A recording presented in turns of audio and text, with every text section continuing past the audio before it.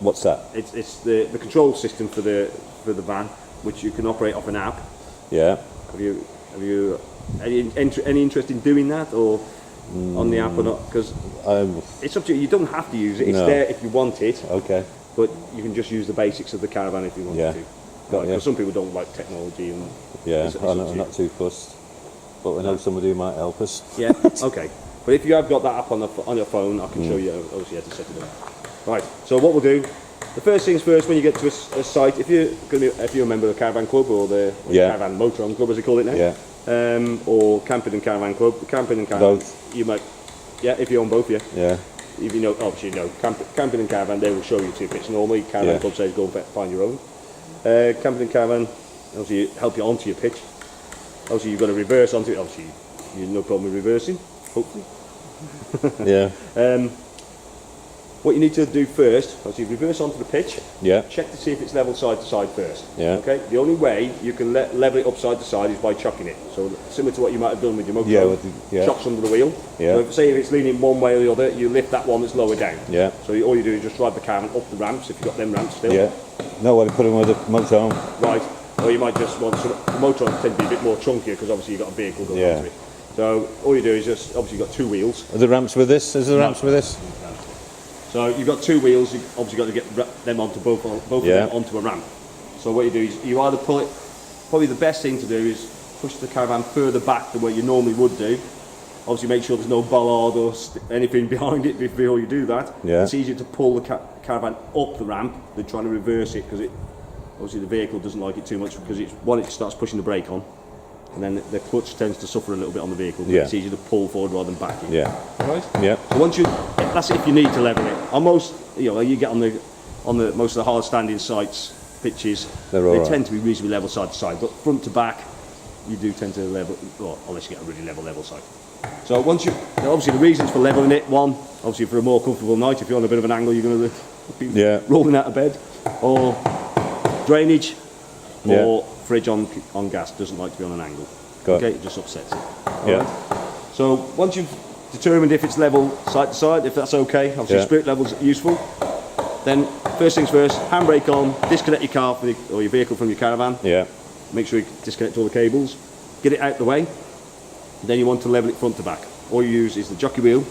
Yeah. So all you do is just wind it up or down until it's level. Again, spirit level useful. Once you've done that, then you can wind the legs down. So steadies, which you probably didn't have on your motorhome. No. You had some rear ones, which some motorhomes do. So what you've got in here is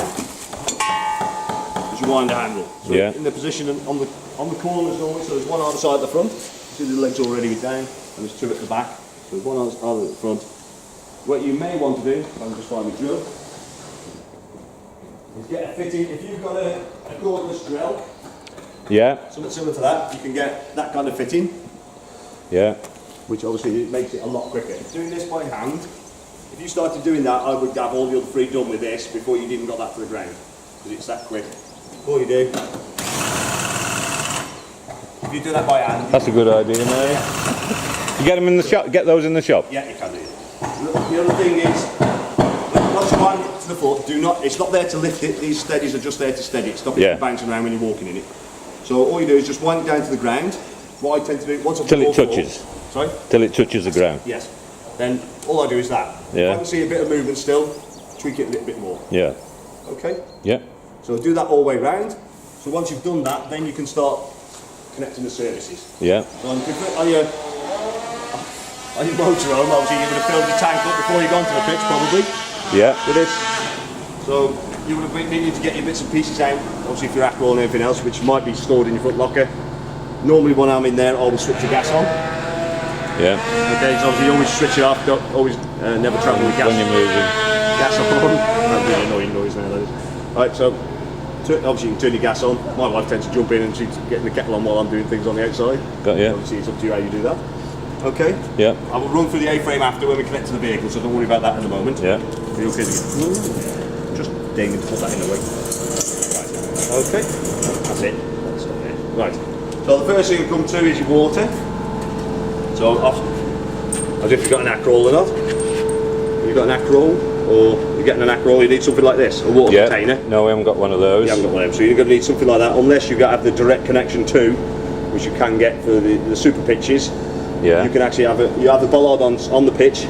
It's got a pipe connection, a tap. Yeah, and then you can connect directly into that. Yeah, you could go direct into that, or this pump here, which is yours. You obviously use an Akrol. Yeah. If you haven't got a super pitch. Onto. Yeah. So this is your pump. Yeah. You've got an onboard pump as well. This pump on here is just to fill an onboard tank. So it just acts as a pipe if you're just using the Akrol. So we see that direct to tap. So all you do is fill the Akrol up, connect that to there, and that will draw water when you switch it on.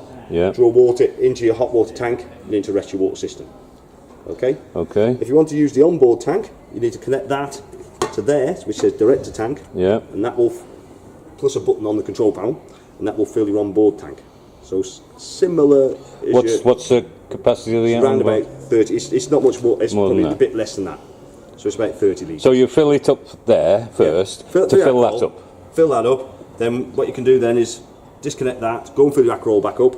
Bring your Akrol back. And connect into the bottom one. Yeah. And you've got the equivalent roughly of 2 Akrols. Sort of 60 litres or something. Like what the motorhome. Yeah. Yeah. So then there's a switch underneath that chest of drawers there, and you can switch from Akrol to onboard tank. Yeah. I'll show you that after. But that's roughly it. If you don't want to use the onboard tank, you don't have to use the onboard tank. You just